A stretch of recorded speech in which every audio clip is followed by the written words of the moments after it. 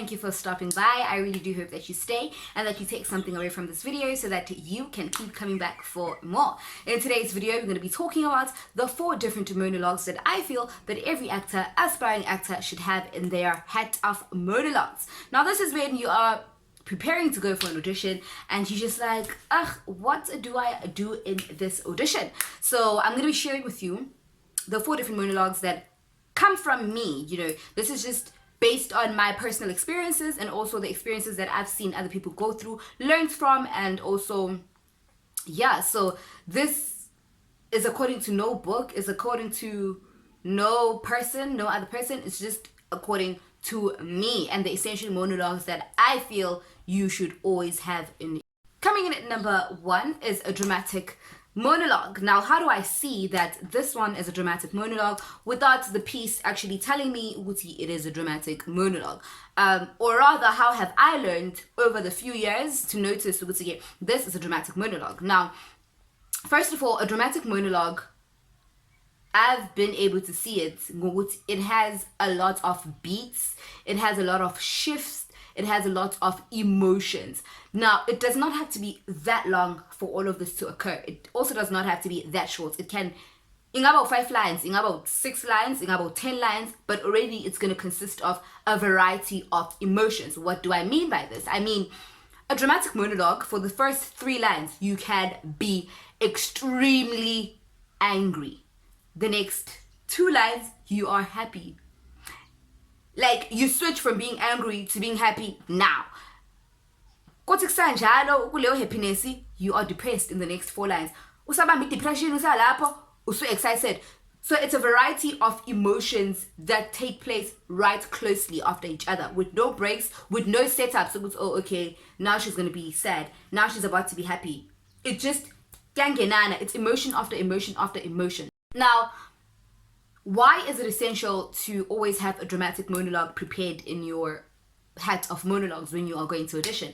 This is because a dramatic monologue normally shows you the range of the actor, and it's quick. So it sounds clumsy. Every emotion happens now. But when you're doing it and when you understand what you are doing, it's actually not clumsy at all. And surprisingly, these are the monologues that we normally find in auditions, or directors normally find in auditions. Because coming in at number 2 has got to be a comic monologue. Now, you're probably asking yourself, why have ama monologue amaningi kodwa ngibe ngiya audition?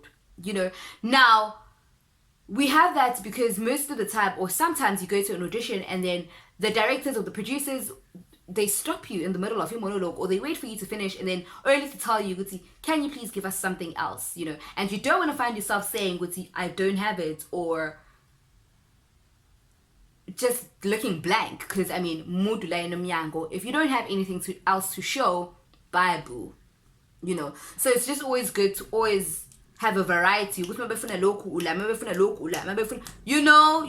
it shows that you are prepared and that you obviously really want to get the role. Now, comic monologue, how do we see that this is a comic monologue? I've learned to identify a comic monologue. It has a lot of comparisons. By comparisons, I mean, a comic monologue, or the monologues that I've come across and did, are comic. 5 lines, comparison. Now, a comparison does not always have to relate to the given circumstance, to whatever the monologue is talking about. For instance, it could be a monologue about a breakup. Breakup, compare an animal at the zoo doing something, or at the jungle. So the comparison doesn't always need to make sense, but it's there. You do get what I'm saying? Another mistake that I feel like I've also made in the past, a lot of people are still making, is thinking about a comic monologue needs to be funny to you as the actor, as the person performing it, which is not always the case. A comic monologue, sometimes we are told we found it and you just don't find anything funny about it. But the key into executing it is understanding the humor behind it. It's understanding each and every comparison that is made in that particular beat, in that particular emotion. Now, if you understand the humor behind the monologue, even though you don't find it funny, the way you perform it is gonna be in line. But the key into comic monologues, more especially if you're not a comic actor like me, is understanding the humor. We understand the humor yakona from the front, from the back, from the sides. Just understand the humor. Break down every single sentence, break down every single word, break down every single emotion, deliver the lines in 5 different ways, but still understanding the humor. Be able to perform the humor in multiple ways. Understand it in such a way you would see you're still going to be able to present it, and me as the audience totally humor. Key thing, a comic monologue does not have to be funny to you in order for you to say, this is a comic monologue that I can pull off. Coming in at number 3 is a emotional monologue. That's a comic. Okay, so when it comes to emotional monologues, you do not need to cry in order for the director or the producer to see that you are really sad or that you're heartbroken. You don't need to be loud and scream and shout on top of the heavens to express anger. It is not the only way to show emotions. You don't need to scream to show, yo, umemeza is not the only way to express anger. That's the first thing.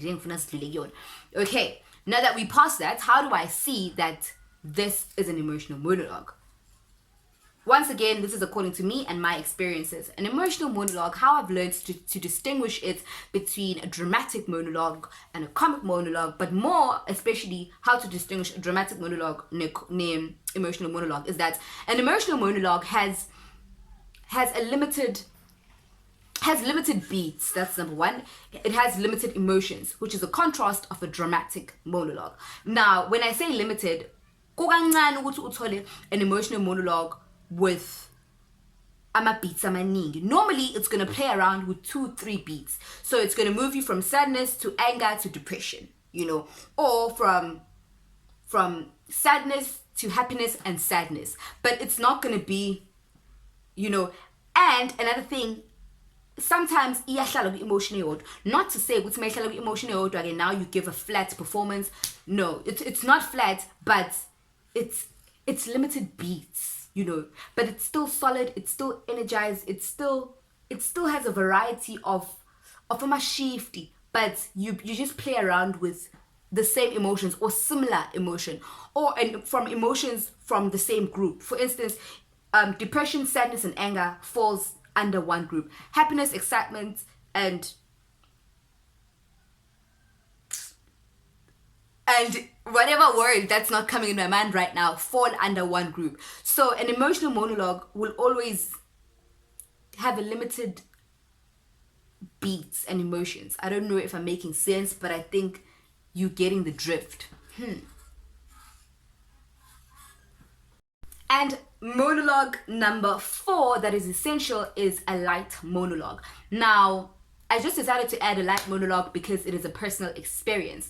So I went to an audition. I think it was 2018 beginning, if not 2017 end. I walked in and they said, I did my monologue. I was prepared. I was there to shoot to kill. I did my monologue. About 4 or 5 lines in, I was stopped and they asked me to do something that is more me, something that is calmer. So I came up with the title, A Light Monologue, from that day. But sometimes you are already what they're looking for. You already look like the character. You already present the character. You already have the aura that the judges, producers, directors are looking for. But obviously, okay, acting. So a light monologue will always be something that is close to you. Most of the time, a light monologue has got to be an experience that you relate to. The way the character replies or responds or delivers the monologue, the speech, is the same way that you, as Asif, the person, would respond to that particular situation. For instance, if the character I'm doing is Macy is breaking up with the boyfriend, the way Macy breaks up with the boyfriend has got to be in line with how Asip would break up with Umudatananai at that point. So, yeah. However, having a light monologue prepared or during a light monologue does not mean it does not mean there's no energy. You still put effort into it. We still need to see acting just because it's close to you. We've come to the end of our video. I really do hope that you liked it. Please comment, like, and subscribe, and join the Cut and Action gang. Till next time, you are a star, and mwah.